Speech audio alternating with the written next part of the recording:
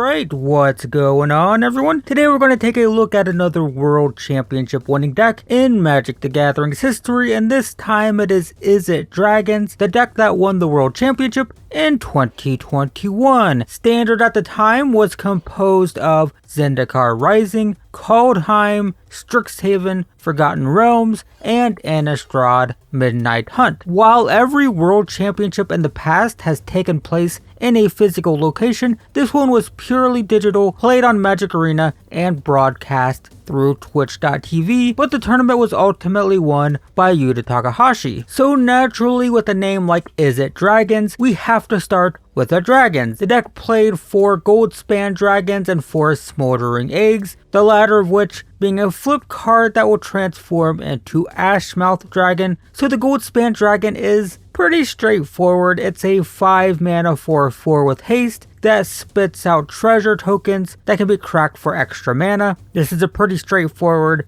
dragon beater. The egg is a little bit more interesting as it will get counters as you play spells, and it will get counters based on the mana value of the spell or how much you spent to cast it. So if you pay 3 mana for an instant or sorcery, you get 3 counters, for example, and once it hits 7 counters, it flips into a 4/4 flyer that will start shocking people, shocking anything actually, whenever you cast a spell. So naturally, it's backed up with a lot of counter magic. We'll go over all the spells in a bit, but basically, you counter spells, you eventually flip the dragon, and then you're still countering stuff, you're still killing stuff to protect the dragon, and once you flip it, it starts picking off your opponent's creatures, and it starts beating down. But what really enabled this deck to win was actually Alrund's Epiphany. This is like the star of the deck. It's a spell that generates 2/1/1 flying bird tokens, but then it lets you take an extra turn. Plus you can foretell it in the early game to protect it from hand disruption, and then it only costs 6 instead of 7. So what made this so powerful is how well it synergized with Smoldering Egg, because if you cast Epiphany, chances are it's going to flip. It's either going to flip because you pay 7 mana for Epiphany, or you've already cast the spell, and the 6 mana that you pay for Epiphany is going to flip the egg, and at that point, you have a 4/4, you have 2/1/1 birds, you get to attack with the dragon right away, so it's 4 damage there, then you get your extra turn where you get at least 6 damage, if not more from the shocking. So just with 1 egg on the battlefield, you cast Epiphany, you're dealing 10 damage minimum, and remember you can have multiple eggs, they're not legendary, and there is also Goldspan Dragon, right, which has haste, so even if you don't have one in play already, when you take your extra turn, you can play it and then attack right away. So basically what this deck does is it has dragons, and then it has this extra turn spell, and you can sometimes chain those together, right? You can play one, untap the next turn, play another one, and this deck can basically just like one-shot you, dealing 10 to 20 damage in a single turn. Well, technically not in a single turn, but in multiple turns without you getting a chance to untap. That's basically how the deck won, but of course in order to get to the late game, it had to play a control game early to stave off aggro decks. So for counter spells, it played 1 copy each of Negate, Dissipate, and Saw It Coming. Negate is a classic counterspell that targets non-creatures for 2. Dissipate is a 3 mana counterspell, but it exiles whatever it counters. And Saw It Coming is a new counterspell. It costs 3 to cast normally, but you can also foretell it, and later it costs 2. Obviously that's not necessary, you can cast it as a 3 mana counterspell, but if you don't have anything else to do, pay 2, exile it with foretell, and then it's only going to cost 2 later, which is always nice. It also played 3 Jwari Disruptions and 2 Divide by Zero. The Disruption is a flip card, so on one side it's a land, and on the other it's a force spike, essentially counter something unless they pay 1. So you're really playing this as a land. This is a land in your deck. It just so happens that one of your lands can counter spells sometimes. And then Divide by Zero, it only returns the spell, right? You don't counter it, you return a spell or bounce a creature. It delays the game another turn, right? Your opponent taps out for something, you play Divide by Zero, and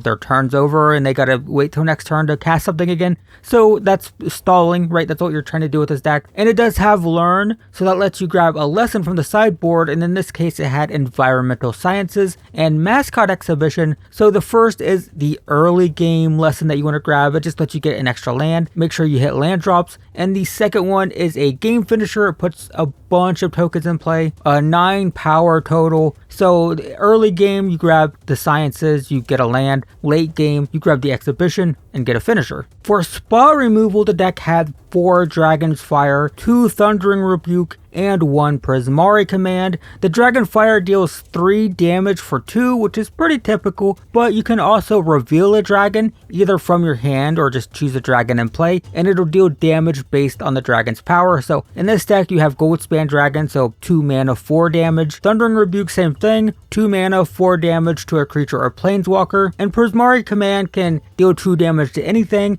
and it can also let you draw 2, discard 2, you can create a treasure token, and you can blow up an artifact, and you get to choose 2 of those options when you cast it. So control, burn stuff, blow stuff up, that kind of stuff. In addition, the deck also played 1 copy of Spikefield Hazard and 4 copies of Shatterskull Smashing. Once again, both of these are flip lands, you're playing these as lands, so ideally these are just lands, but it just so happens that, hey, if you're flooded, they're also burn spells, they're removal spells. The Spikefield Hazard deals a damage, and the second deals X damage. You can divide that damage between 2 targets, and then if you pay 6 or more, the damage is doubled, so it can actually be very explosive, can lead to pretty major board swings, so not bad, especially for a card that you're basically playing as a land. The deck also plays a single copy of Fading Hope, which is just a bounce spell. It bounces something, and then if you have to bounce a small creature, say against aggro decks, then it lets you scry, so it doesn't feel as bad, which is nice, because in the early game, not only can you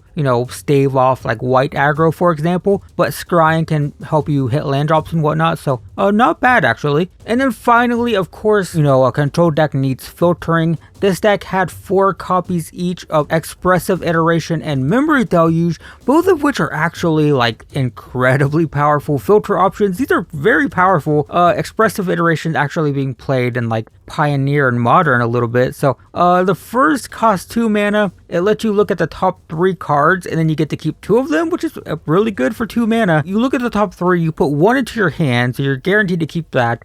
Then you get to put 1 into exile, and you can play it until end of turn, so that's how you can potentially get 2 cards with it. And then the last goes onto the bottom of your library, but still that's potentially 2 mana for 2 cards. And note that it says play the card from exile, not cast. So if you haven't hit your land drop, you can put your land into exile, keep a spell, and just play the land from exile, so that's pretty good. And then Memory Deluge is actually kind of insane. I so totally overlooked this card during previous seasons. So basically, you pay 4, you look at the top 4, and you get to pick 2 of those to go to your hand. So 4 mana, 4 cards, get 2 of them. Already decent, that's already good, but what makes it so powerful is it's an instant. That's what I overlooked. This is an instant, so you can hold up your counter spells and just cast this at the end of your opponent's turn. Because 4 mana is a lot to spend at sorcery speed. You don't want to be spending 4 mana in a control deck, but in this case, you hold up your counter spells, the opponent doesn't play anything relevant, that's fine, you just cast it end of turn. And looking at 4 cards is a lot. Looking at 4 cards and getting 2 of them, great in a control deck, but it's even more powerful because it has flashback, and the number of cards you look at is based on how much you spend to cast it. So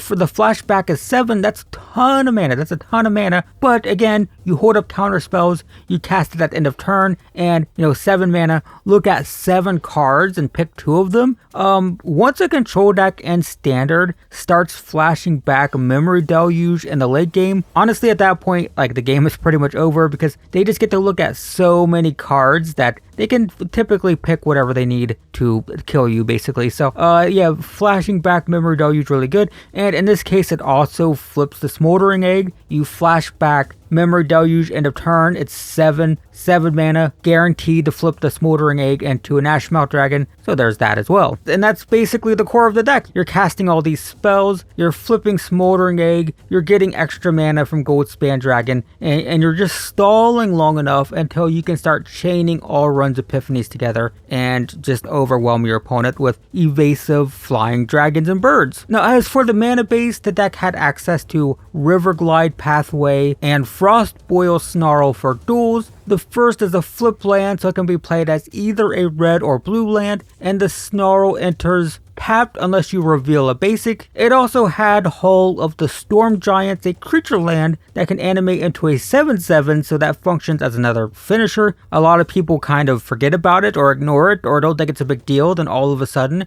the land is animating into a 7/7 and just beating them down, so there's that. And then of course the deck had lots of basics to round out the mana base because it's standard and you usually end up playing a lot of basics. There's not a lot of dual lands in standard. As for the sideboard, as always, we don't go too in depth here, but the deck had extra removal in the form of Fading Hope, Burning Hands, and Heated Debate. It also had Prismari Command and Cinderclasm, the latter being a board sweeper, good against white aggro and whatnot. It had Malevolent Hermit and Test of Talents as extra counter spells. And finally, the deck had those lessons mentioned earlier in the video that it could grab with cards with Learn. And that's the deck. Izzet Dragons was the second blue control deck in a row to win the World Championship, as Azorius Control had won the year prior. While this deck didn't play a ton of counterspells, last year's Azorius Control deck was much more of an actual control deck. It was a draw-go style control deck.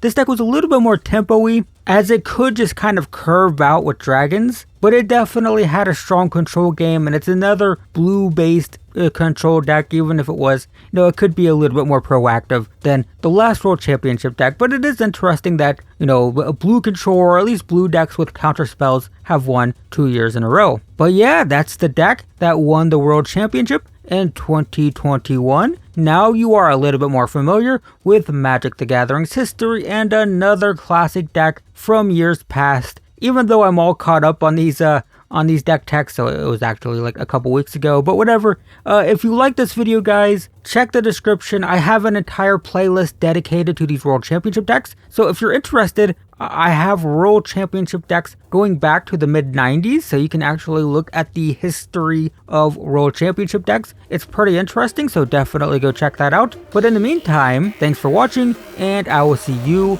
in the next one.